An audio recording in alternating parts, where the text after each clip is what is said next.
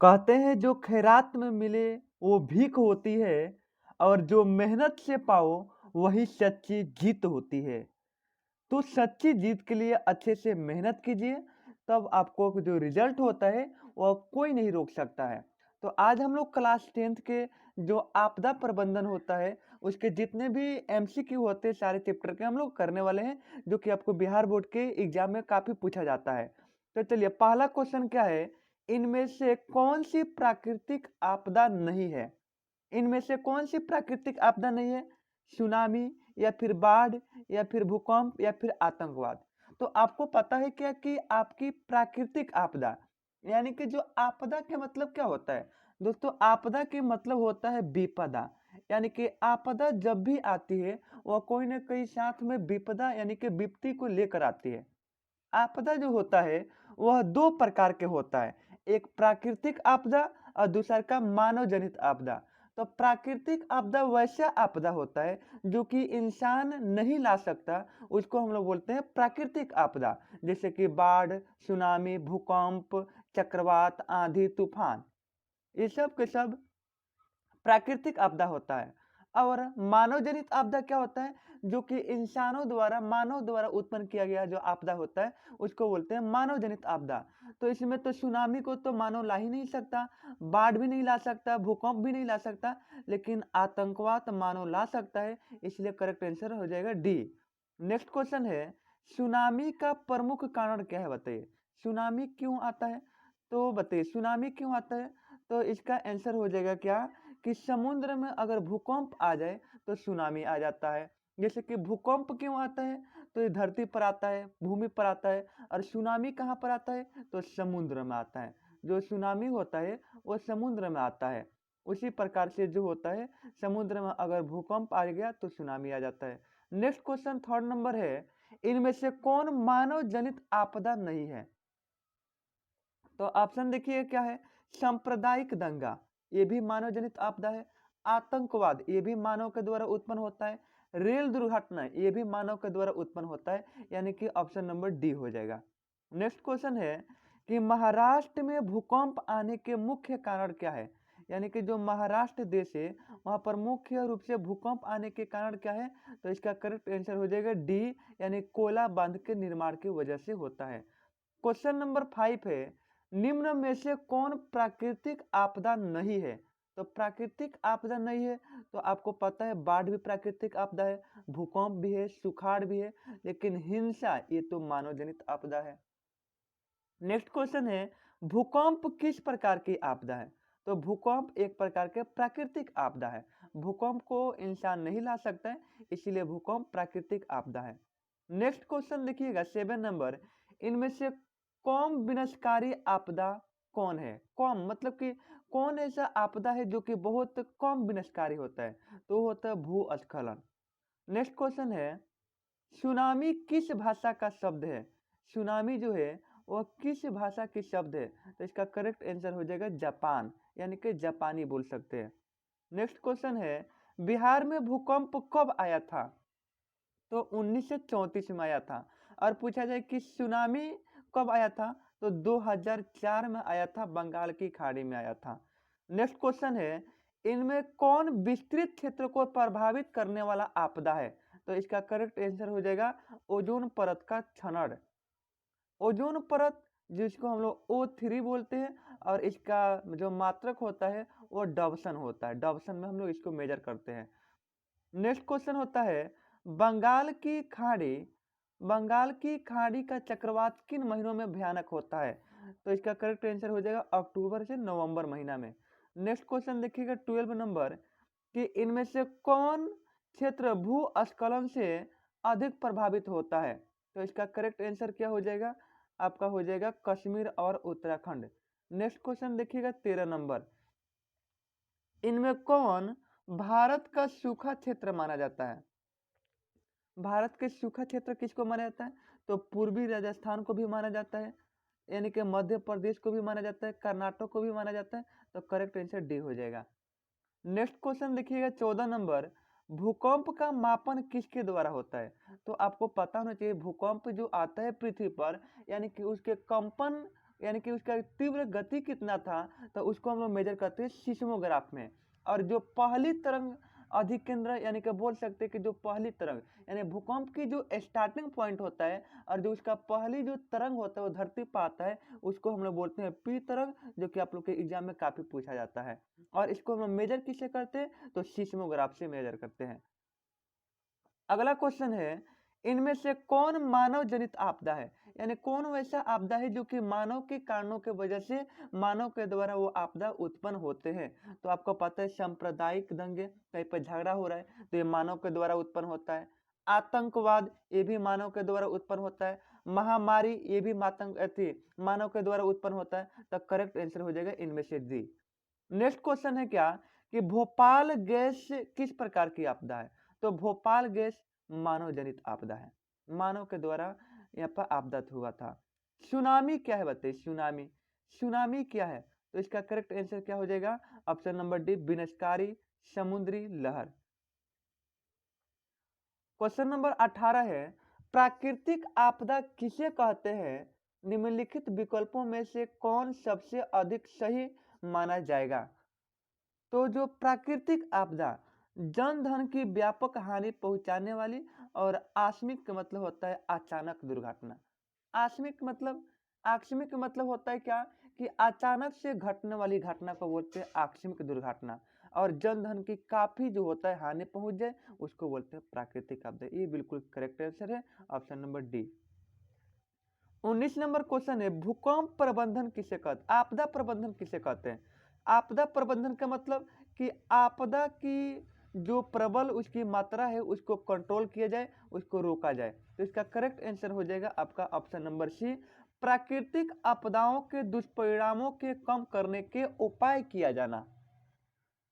Question number देखिएगा 20, बाढ़ प्रबंधन में किस बात पर सबसे अधिक ध्यान देना चाहिए।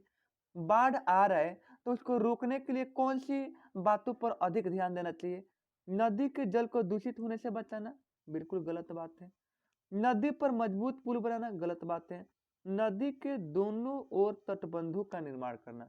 कोई मान लीजिए कि नदी है और नदी में पानी बह रहा है तो उसमें से बाढ़ नहीं आए, तो उसके लिए हमको जो नदी के जो तट होता है वहां पर साइड साइड से मजबूत बांध बनाना पड़ेगा। अगला क्वेश्चन देखिएगा, अगला क्वेश्चन है, अब क्वेश्चन है यहाँ पर सेकेंड चैप्टर की, कि निम्नलिखित में से किस नदी का बिहार का शौक कहा जाता है। तो आपको पता है कोसी नदी को बिहार का शौक कहा जाता है। ये बहुत इंपॉर्टेंट क्वेश्चन है, कई बार एग्जाम में रिपीट क्वेश्चन है कि किस नदी को बिहार के शौक कहा जाता है, तो कोसी नदी के। आप लोग की टोटल चैप्टर जो भी आप लोग की आपदा प्रबंधन में आता है सबके वेरी वेरी इंपॉर्टेंट क्वेश्चन करा दिया जा रहा है, जो कि बिहार बोर्ड में काफी कई बार रिपीटेड क्वेश्चन है। इसलिए सारे क्वेश्चन को आप लोग बिल्कुल याद करके और ध्यान में रख करके आप लोग एग्जाम देने जाइएगा, बहुत इंपॉर्टेंट क्वेश्चन है। सेकंड क्वेश्चन इसमें का बात करते हैं, नदियों में बाढ़ आने के प्रमुख कारण क्या है। नदी जो होती है उसमें बाढ़ आने की प्रमुख रीजन क्या है, तो पहला जल की अधिकता, अगर जल क्या है इसमें जल की अधिकता हो जाए, या फिर नदी के तली में अवसाद की जमाव, वर्षा का न होना, इनमें से कोई नहीं। तो नदियों में बाढ़ आने का प्रमुख कारण क्या हो सकता है, तो नदी के तली में अवसाद का जमाव, ऑप्शन नंबर बी। अगर नदी है और नदी की जो तली होता है उसकी गहराई जो होता है उसी में क्या हो कि अगर मान लीजिए कि अवसाद या फिर कचरा जमा हो जाए तो नदी के जो जल धारण करने की जो क्षमता होती है वो खत्म हो जाएगा, जिसके वजह से वो पानी को स्टोर नहीं कर पाएगा, जिसके वजह से बाढ़ आने की संभावना बढ़ जाती है। क्वेश्चन नंबर 3 है, सूखा किस प्रकार की आपदा है। तो आपको पता है सूखा हो या फिर बाढ़ हो या फिर भूकंप हो या फिर सुनामी हो, चक्रवात हो, आंधी हो, तूफान हो, ये सब के सब प्राकृतिक आपदा होती है जो कि मानव नहीं ला सकता, लेकिन उसको प्रभावों को हम लोग पूर्णतः कम नहीं कर सकते, लेकिन कुछ हद तक उसको कम कर सकते हैं, उसको बोलते हैं हम लोग क्या, प्राकृतिक आपदा। बाढ़ क्या है, प्राकृतिक आपदा, आप लोग की पता है। नेक्स्ट क्वेश्चन है 5 नंबर की, बाढ़ से सबसे अधिक हानि किसको होती है। बाढ़ से सबसे अधिक हानि किसको होती है, तो फसल को भी बर्बादी होती है, पशु को भी बर्बादी होती है, बहुत सारे पशु दहकर उसमें मर जाते हैं, भवन बहुत सारे ध्वस्त हो जाते हैं, तो उपयुक्त सभी हो जाएगा। अगला क्वेश्चन देखिए, बिहार का कौन सा क्षेत्र बाढ़ग्रस्त क्षेत्र है? तो उत्तरी बिहार। याद रखिएगा, क्वेश्चन बहुत इंपॉर्टेंट है कि बिहार के कौन सा क्षेत्र बाढ़ ग्रसित क्षेत्र है? तो उत्तरी बिहार। और वहां पर बोला जाए कि कौन सी नदी को बिहार के शोक कहते हैं? तो कोसी नदी को। अगला क्वेश्चन देखिएगा 7 नंबर, कृषि सुखाड़ होता है, मतलब कि कृषि सुखाड़ किसके वजह से होता है? तो बताइए, ऑप्शन सुनिएगा। जल के अभाव में। बिल्कुल सही बात है कि अगर जल की कमी हो जाए आवश्यकता के मुताबिक और जल नहीं मिल पाता है तो उसको बोलते हैं हम लोग सुखाड़। सूखे के बचाव की एक तरीका बताइए फिर। सूखा के बचाव की तरीका क्या क्या हो सकता है? तो इसका करेक्ट आंसर हो जाएगा ए, वर्षा जल को संग्रहित करना। यानी कि जो भी छत पर यानी कि बारिश के जो बूंदी आती है उसको एक पाइप के माध्यम से स्टोर कर लिया जाए, संग्रहित कर लिया जाए, और उसके जितने भी कपड़े धोने या फिर मवेशियों के धोने या फिर फसल में वहां पर संग्रह करके हम लोग प्रयोग कर सकते हैं। नेक्स्ट, बिहार की बड़ी त्रासदियों में से एक है, मतलब क्या है? तो ये हो जाएगा बाढ़। मतलब कि बिहार की एक सबसे बड़ी ऐसा आपदा जो कि बहुत बड़ा नुकसान पहुंचाता है, तो वो है बाढ़। सबसे ज्यादा बाढ़ आता है बिहार में, उत्तरी बिहार में। सूखे के लिए जिम्मेवार कारक क्या है? सूखे के लिए जिम्मेवार कारक क्या है? मतलब सूखा क्यों होता है? तो वर्षा की कमी। यानी कि मान लीजिए कि खेत है और खेत में सूखा की स्थिति उत्पन्न हो जाता है, क्यों होता है? तो एक होता है वाटर साइकिल की वजह से, जल चक्र। यानी कि भूमि के जो भूम स्तर होता है ना वो काफी नीचे चला जाता है, जिसके वजह से पूरे धरती पर से नदी, तालाब, झील, महासागर, कुआं जो भी पानी को स्टोर किए होते हैं सब के सब सूख जाते हैं। और जहां पर आवश्यकता के मुताबिक जल को प्राप्ति नहीं हो पाता है तो उस स्थिति को बोलते हैं सूखा। तो सूखा क्यों होता है? वर्षा की कमी की वजह से। अगला क्वेश्चन है 11 नंबर, कि पश्चिमी बंगाल में बाढ़ की विशेषता वाली कौन नदी है? तो दामोदर नदी। अगला क्वेश्चन 12 नंबर देखिएगा, निम्नलिखित में कौन राज्य सूखे से सर्वाधिक ग्रसित रहता है? तो गुजरात हो जाएगा। नेक्स्ट क्वेश्चन देखिएगा, बिहार के कितने जिलों में आपात कार्रवाई केंद्र स्थापित करने की योजना है? तो इसका करेक्ट आंसर हो जाएगा 38। अगला क्वेश्चन है, कुशहा तटबंध किस नदी पर है? तो कोसी नदी पर है। भाखड़ा नंगल बांध किस नदी पर है? बहुत इंपॉर्टेंट क्वेश्चन है ये, आपके सतलज नदी पर। सतलज नदी पर पूछा जाता है कई बार क्वेश्चन कि भाखड़ा नंगल बांध किस नदी पर है? तो सतलज नदी पर। ऑप्शन नंबर डी में दिया है। अगला क्वेश्चन 16 नंबर है, निम्नलिखित में से किस क्षेत्र के जाड़े के दिनों में बाढ़ से ग्रसित होने की आशंका होता है? तो होता है तमिलनाडु। 17 नंबर क्वेश्चन है, सूखे की स्थिति किस प्रकार आती है? तो सूखे की स्थिति अचानक तो नहीं आता है, धीरे धीरे आता है। सूखे की स्थिति कैसे आता है? तो धीरे धीरे आता है, सडनली तो आता नहीं है। तो ऑप्शन नंबर सी हो जाएगा। नेक्स्ट क्वेश्चन है, आपदा प्रबंधन का प्रमुख घटक कौन सा है? आपदा प्रबंधन के प्रमुख घटक कौन सा है? मतलब आपदा प्रबंधन मतलब आपदा आ गया तो आपदा के बचाव में मुख्य रूप से कौन महत्वपूर्ण है?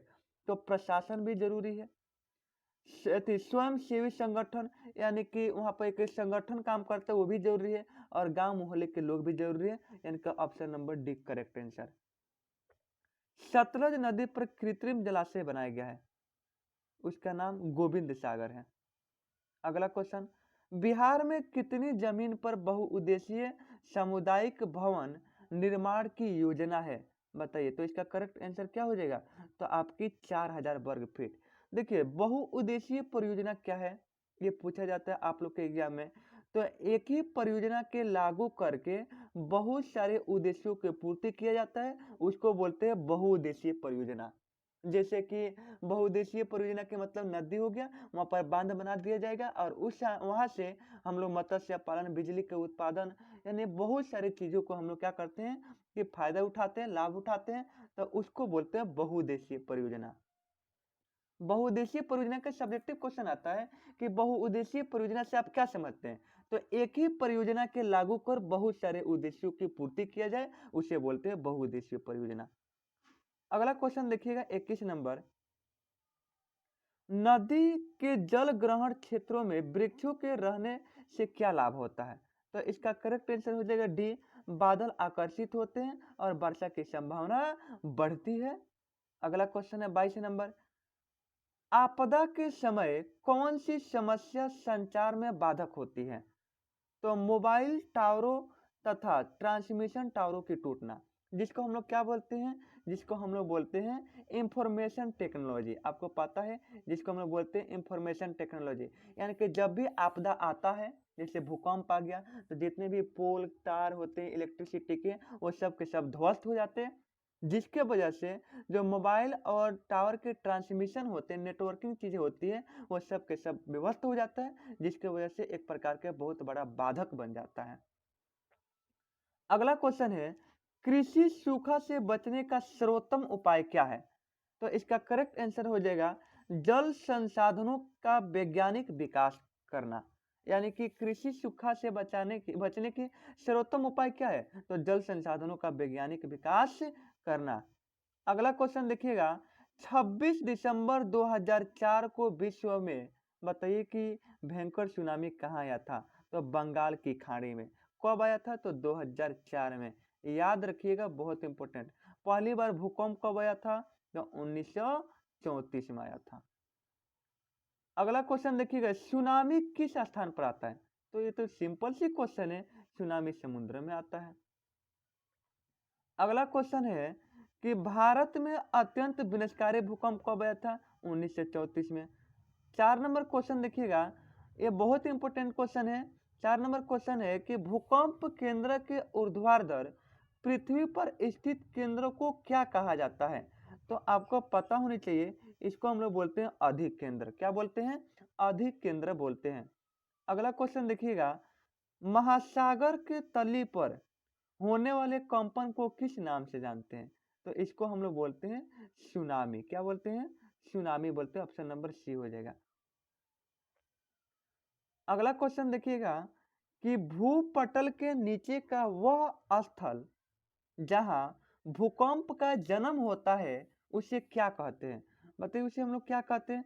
तो उसे हम लोग अधिक केंद्र कहते हैं। क्या कहते हैं? अधिक केंद्र कहते हैं। अगला क्वेश्चन देखिएगा, निम्नलिखित में से सुनामी का मुख्य कारण बताइए। सुनामी क्यों आता है? तो समुद्री भूकंप की वजह से होता है, यानी कि ऑप्शन नंबर ए हो जाएगा। अगला क्वेश्चन है 8 नंबर, भूकंप से पृथ्वी की सतह पर पहुंचने वाली सबसे पहली तरंग को किस नाम से जानते हैं? तो ये तो आपको पता है, पी तरंग के नाम से जानते हैं। बिना टाइम वेस्ट किए जल्दी से फटाफट हम लोग अन्य जितने भी क्वेश्चन हो सकते हैं, वो सब के सब क्वेश्चन को हम लोग कवर करते हैं। अगला क्वेश्चन है, भारत को कितने भूकंपीय क्षेत्र में बांटा गया है? तो भारत के लगभग 5 भूकंपीय क्षेत्र में बांटा गया है। अगला क्वेश्चन है, इनमें से कौन से भूकंपीय तरंग नहीं है? तो भूकंपीय तरंग कौन सा नहीं है? तो आपको पी भी भूकंप की तरंग है, एल है, एस है, लेकिन ये ओ यानी कि जीरो नहीं है।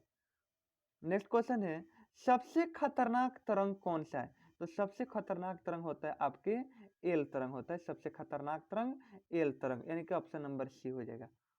नेक्स्ट क्वेश्चन है, यहाँ पर देखिए क्या कि भूकंप तथा सुनामी से बचाव के कौन से तरीका सही नहीं है? तो सही नहीं है, तो ये हो जाएगा भूकंप निरोधी भवनों का निर्माण करना। अगला क्वेश्चन,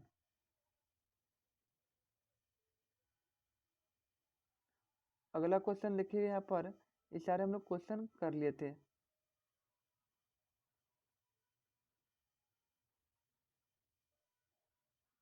तो आप लोग भी बोर्ड एग्जाम की तैयारी करते रहिए, बहुत इंपॉर्टेंट है सारी चीजें।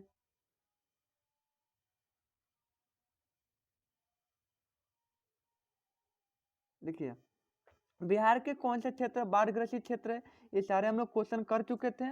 बिहार के 22 त्रासदी, ये सारे क्वेश्चन हम लोग कर चुके थे, जो कि थोड़ा सा मिस्टेक हो गया था यहाँ पर। अगला क्वेश्चन है क्या, देखिए यहाँ पर विनाशकारी भूकंप वाला भी हो गया था, यहाँ से करना था, ये भी हो गया था यहाँ से। देखिएगा, अगला क्वेश्चन है क्या, बहुत इंपॉर्टेंट क्वेश्चन है यहाँ पर कि बाढ़ के समय निम्नलिखित में से किस स्थान पर जाना चाहिए? आप लोग बताइए, बाढ़ अगर आ जाता है तो निम्नलिखित में से कौन सा स्थान पर जाना चाहिए? गांव के बाहर जाना चाहिए, या फिर जहां है उसी स्थान पर? बिल्कुल नहीं। खेत में? बिल्कुल नहीं। वहां पर जाना चाहिए जहां पर ऊंची भूमि हो। मान लीजिए कि यहाँ से बाढ़ बाढ़ आ रहा है, यानी कि पानी की लहरें आ रही है, तो आपको ऊंची भूमि पर जाना चाहिए, तब जाकर हम लोग बच सकते हैं। नेक्स्ट क्वेश्चन है कि मलबे के नीचे दबे हुए लोगों को पता लगाने के लिए किस यंत्र की मदद ली जाती है। मान लीजिए कि भूकंप आया और इसमें बहुत सारे लोग इसमें दब चुके हैं, तो इसको पता लगाने के लिए कि व्यक्ति मलबे के नीचे दब चुका है, तो किस यंत्र का प्रयोग करते हैं, तो इंफ्रारेड कैमरा के। नेक्स्ट क्वेश्चन है कि आग से जलने की स्थिति में जले हुए स्थान पर क्या प्राथमिक उपचार करना चाहिए। तो वहां पर तुरंत ठंडा पानी डालना चाहिए, जिससे व्यक्ति को तुरंत रिलीफ मिले। अगला क्वेश्चन है बस्ती मकान में आग लगने की स्थिति में क्या करना चाहिए। तो अग्निशामक यंत्र को बुलाना चाहिए। अग्निशामक यंत्र में कौन सी गैस होता है, तो CO2 होता है। संचार का सबसे लोकप्रिय साधन क्या है, तो मोबाइल। संचार मतलब क्या होता है, कम्युनिकेशन, यानी कि अपने मन की भावना एक जगह से दूसरे जगह को भेजना, उसको बोलते हैं वो संचार। यहाँ ऐसे तो बहुत सारी चीजें होती है, हम लोग अखबार के माध्यम से भेज सकते हैं, टेलीविजन के माध्यम से भेज सकते हैं, रेडियो के माध्यम से भेज सकते हैं, ईमेल के माध्यम से भेज सकते हैं, यानी मुख्य साधन जो होते हैं ना, वो मोबाइल होते हैं। नेक्स्ट क्वेश्चन है कि सामान्य संचार व्यवस्था के बाधित होने के मुख्य कारण क्या है। तो केबल की टूट जाना, यानी कि आपदा आ रहा है और आपदा में जो संचार व्यवस्था बाधित हो जाता है, तो जो इलेक्ट्रिसिटी वाले केबल होते हैं वो टूट जाते हैं, जिसकी वजह से बाधित हो जाता है। अगला क्वेश्चन है सुदूर संवेदी उपग्रह, जिसको बोलते हैं रिमोट सेंसिंग उपग्रह, का प्रयोग किस लिए होता है। तो आपको पता है क्या, दूर संचार के लिए भी होता है, संसाधनों के खोज के लिए भी होता है, मौसम विज्ञान के लिए भी होता है।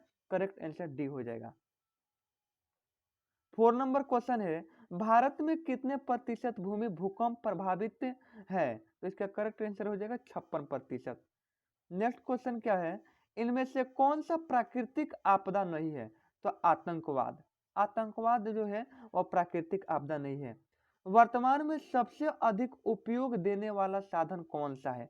सबसे अधिक उपयोग देने वाला साधन कौन सा है, तो मोबाइल है, जो कि हम लोग तुरंत अपने संदेश को, मिनटों में प्रॉब्लम हुआ, मिनटों में एक जगह से दूसरी जगह आराम से मोबाइल के माध्यम से ट्रांसमिट कर सकते हैं। अगला क्वेश्चन है वैकल्पिक संचार साधन इनमें से कौन सा नहीं है। तो अंतरिक्ष हो जाएगा। नेक्स्ट क्वेश्चन प्राकृतिक आपदा कौन सा है। तो आग लगाना, और कोई व्यक्ति एक दूसरे के साथ आग लगाता है तो ये मानव की वजह से उत्पन्न होता है, तो मानव जनित आपदा हो गया। बम विस्फोट, जैसे कि आपको पता होनी चाहिए, अमेरिका ने पहली बार, यानी कि बोल सकते कि हिरोशिमा जो कि जापान पर बम गिराया हुआ था। तो यहाँ पर देखिए आग लगना, बम विस्फोट या फिर आतंकवाद, ये सब के सब मानव जनित आपदा होते हैं, लेकिन भूकंप प्राकृतिक आपदा। अगला क्वेश्चन है कि भूकंप संभावित क्षेत्रों में भवनों की आकृति कैसी होनी चाहिए। तो आयताकार होनी चाहिए, रेक्टेंगल फॉर्म में होगा, तभी जाकर के भूकंप को क्या कर सकता है, वो उसके प्रभावों को एब्जॉर्ब कर सकता है। अगला क्वेश्चन है कौन मानव जनित आपदा है। तो मानव जनित आपदा देखिए सांप्रदायिक दंगे भी है, आतंकवाद भी है, महामारी भी है, इनमें से सभी हो जाएगा। कृषि सुखाड़ होता है। कृषि सुखाड़ किसके वजह से होता है, तो मिट्टी की लवणता के कारण भी होता है। नेक्स्ट क्वेश्चन है कि भूस्खलन वाले क्षेत्रों में ढलान पर मकानों का निर्माण क्या रहेगा। मतलब कि भूस्खलन वाले क्षेत्रों में ढलान पर मकानों का निर्माण क्या रहेगा, तो बताइए कैसा रहेगा। तो लाभकारी रहेगा ढलानों पर मकान। अगला क्वेश्चन रिंग बांध किसके लिए उपयोगी होता है, बताइए। तो रिंग बांध मतलब क्या, इस तरीके से रिंग वाइज बांध बनाया जाता है। तो जब जैसे कि आपको पता है इसमें पानी बहता है तो इसमें से बाढ़ आ जाता है, तो बाढ़ आते हैं तो यहाँ पर हम लोग रिंग बांध बना देते हैं, तो ये बाढ़ के लिए होता है। नेक्स्ट क्वेश्चन बाढ़ से सबसे अधिक हानि किसकी होती है। तो फसल की भी बर्बादी होता है, पशुओं को भी बर्बादी होता है, भवनों को भी बर्बादी होता है, यानी कि ऑप्शन नंबर डी करेक्ट हो जाएगा। नेक्स्ट सुनामी प्रभावित क्षेत्र में मकानों का निर्माण कहाँ करना चाहिए। तो समुद्र तट से दूर ऊंचाई पर, यानी कि मान लीजिए कि यहाँ पर समुद्र है, इसमें से बाढ़ आते रहता है, तो हमको मकान कहाँ बनाना चाहिए, तो हमको मकान समुद्र तट से दूर और बहुत ऊंचाई पर बनाना चाहिए। नेक्स्ट क्वेश्चन है सुनामीटर द्वारा समुद्र तल से क्या मापते हैं। तो सुनामी मापते हैं। देखिए सुनामीटर के द्वारा सुनामी और सिस्मोग्राफ के द्वारा भूकंप के तीव्रता मापते हैं। आप लोग याद रखिएगा, भूकंप की तीव्रता किससे मापते हैं? सिस्मोग्राफ। अगला क्वेश्चन है, दक्षिण पूर्व एशिया के देशों में 26 दिसंबर 2004 की कौन सी आपदा आया था? तो अभी बताइए, सुनामी आया था 2004 को बंगाल की खाड़ी में। तो आप लोग की क्वेश्चन टोटल ये इतना ही रहा। तो आप लोग अपने जो पढ़ाई है इस तरीके से चेकआउट कर सकते हैं आपके कितने क्वेश्चन में कितने सही हो रहे हैं। ये टोटल आपके वीवीआई क्वेश्चन था जो कि बिहार बोर्ड में काफी कई बार रिपीटेड क्वेश्चन है आपके, और 2024 के लिए वेरी वेरी इंपॉर्टेंट क्वेश्चन है। आप लोग सभी लोग इस क्वेश्चन को बिल्कुल अच्छे से देख लीजिएगा। कहते हैं ना कि हो गई है पीर पर्वत से पिघलनी चाहिए, इस हिमालय से कोई गंगा निकलनी चाहिए। मेरा मकसद है सिर्फ हंगामा फैलाना नहीं, ये कोशिश है, ये सूरत बदलनी चाहिए, लगी हो आग कहीं भी वो आग लगनी चाहिए। अर्थात आप अपने पढ़ाई को बिल्कुल कंटिन्यू रखें, बिल्कुल आपके पास टाइम बहुत कम है। तो चलिए बोलते हैं जय हिंद, जय भारत। फिर मिलते हैं नेक्स्ट वीडियो में।